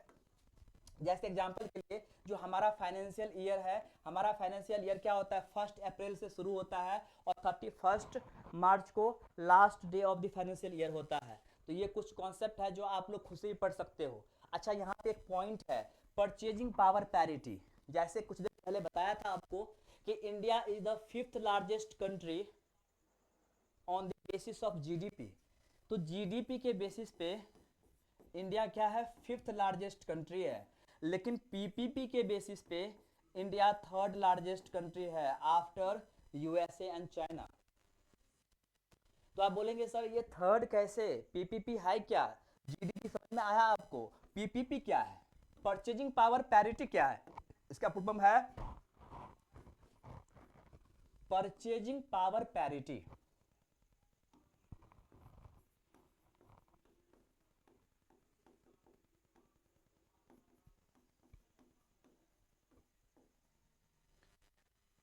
Purchasing power parity, purchasing power means purchasing capacity comparatively. Parity means what? Comparatively. अब एग्जांपल के लिए जरा सोचो कि अभी हमारा जो है 80 रुपीज, 80 रुपीज जो है वो $1 के बराबर है। तो $1 इक्वल टू 80 रुपीज, ये आपको पता है कि $1 का वैल्यू जो है वो 80 रुपीज है। जरा सोचो, अब जरा सोचो, ये तो हो गया जीडीपी, ठीक है, हमारी कंट्री का जो एक्सचेंजिंग रेट है वो $1 इक्वल टू 80 रुपीज है। ओके, लेकिन जरा सोचो कि हमारे कंट्री में क्योंकि उस प्रोडक्ट का प्रोडक्शन है, ज़्यादा प्रोडक्शन हो रहा है, तो मान लो कि हमारी कंट्री में जो है वो 40 रुपीज मिल्क है, दूध है, मिल्क है, वो सपोज 40 रुपीज पर लीटर है। तो अगर हम देखने जाएंगे तो हमारे कंट्री में क्या है? 2 लीटर, कितना? 2 लीटर मिल्क मिलेगा। लेकिन अगर हम बात करेंगे यूएसए में देखने जाओगे तो $2 में 1 लीटर मिल्क है। $2 में 1 लीटर मिल्क है। तो अगर हम बात करेंगे कि $2 में 1 लीटर, मतलब इसमें हाफ लीटर ही क्या होगा? हाफ लीटर ही मिल्क मिलेगा $1 में। अगर हम देखते हैं, अगर हम इसको फिर कन्वर्ट करते हैं वैल्यू में तो कोई बात नहीं, यहाँ पे 1 लीटर का वैल्यू हो जाएगा 40 रुपीज। कितना हो जाएगा? 1 लीटर का वैल्यू जो हो जाएगा वो 40 रुपया हो जाएगा। कितना हो जाएगा? 40 रुपीज। यहाँ पे अगर आप देखेंगे 1 लीटर का हो जाएगा $2। क्या हो जाएगा? $2। यहाँ पे 1 रुपीज। कंपेयर करो, अगर हम इससे कंपेयर करते हैं तो $1 इक्वल टू हो जाता है 20 रुपीज। कितना हो जाता है? $1 इक्वल टू 20 रुपीज। आप समझ में आ गया होगा, जीडीपी के अकॉर्डिंग $1 इक्वल टू 80 रुपीज, लेकिन परचेजिंग पावर कैपेसिटी के according $1 equal to 20 rupees. Because हमारे कंट्री में वो प्रोडक्ट चीप है, सस्ता है, परचेजिंग कैपेसिटी हमारे पीपल को ज़्यादा होगा, उसी पैसा में, उसी इक्वालिटी में अगर हम बात करेंगे तो परचेजिंग कैपेसिटी बढ़ जाएगा। तो परचेजिंग पावर पैरिटी के अकॉर्डिंग आप देख सकते हो कि $1 का वैल्यू कितना है? 20 रुपीज है। तो ऐसे में हमारा इंडिया जो है वो क्या हो जाएगा? 3rd largest country of the world. इतना क्लियर? समझ गए?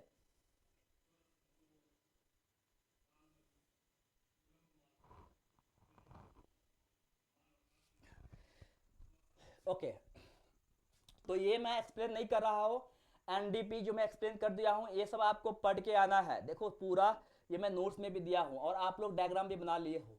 चलो एक दो क्वेश्चन है, ये दो क्वेश्चन करके फिर हम लोग फिनिश करते हैं। What do you mean by the gross national product? क्या आंसर होगा?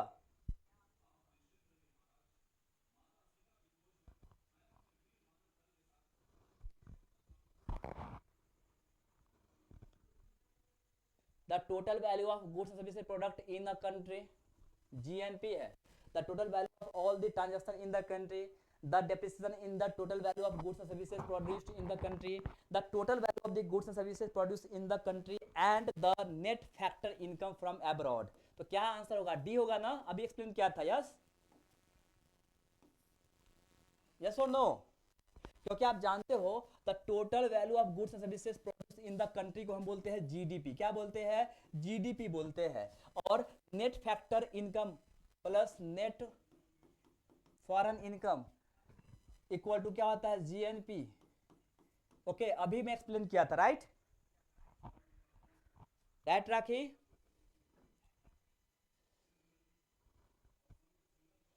चलिए, what is gross domestic product? the total value of goods and services manufactured in the country, the total value of all the transactions in the country, the reduction in the total value of goods and services produced in the country, the monetary value of all finished goods and services made within a country during a specific period। क्या answer होगा? अभी बताया था, D correct.